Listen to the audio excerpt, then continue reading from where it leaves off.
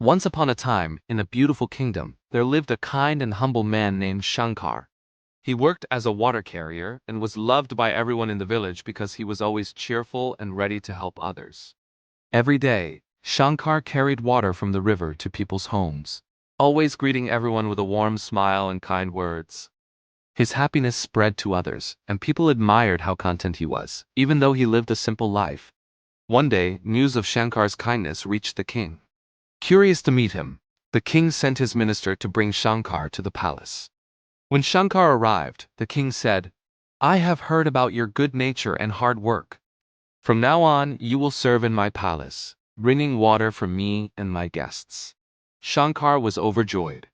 He rushed home to tell his wife the good news, put on his best clothes, and returned to the palace, excited to start his new job.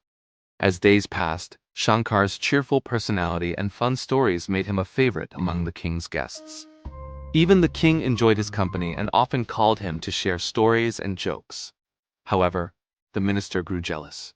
He couldn't stand seeing a simple water carrier become close to the king. Out of envy, he made a wicked plan to get rid of Shankar. One evening, the minister visited Shankar's home and whispered, "Shankar, I must tell you something important. The king says your breath smells bad. He doesn't want to embarrass you, but he finds it hard to bear." Shankar was shocked and embarrassed. "Oh no, what should I do?" he asked. Pretending to care, the minister said, "To avoid offending the king, wear a mask over your mouth when you are near him." Trusting the minister, Shankar did as he was told. The next day, he went to the palace wearing a mask. The king was surprised but said nothing.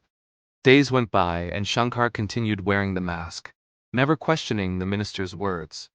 After some time, the king grew curious and asked the minister, "Why does Shankar always wear a mask?" The minister saw his chance and lied, "My lord, I asked him the same thing. He said he wears it because he thinks your breath smells bad." The king was furious. Feeling betrayed, he shouted, "Call the executioner! Wait by the palace gate. When you see a man leave carrying a bouquet of roses, cut off his head immediately."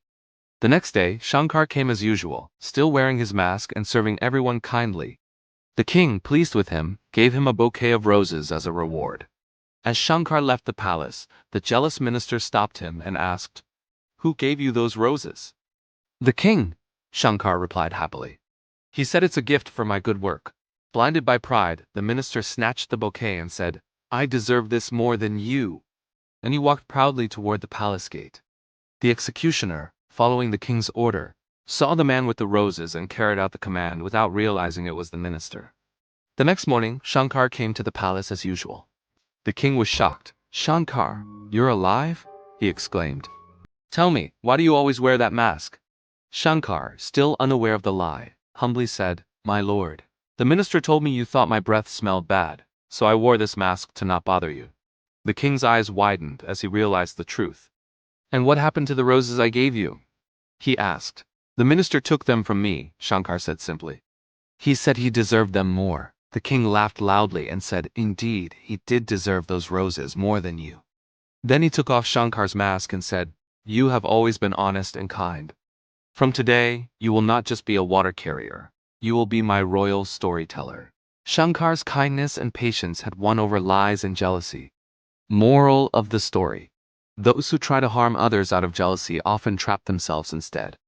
Honesty, kindness, and a pure heart always bring good rewards. No matter how hard life gets, staying true to yourself will always lead to the right path.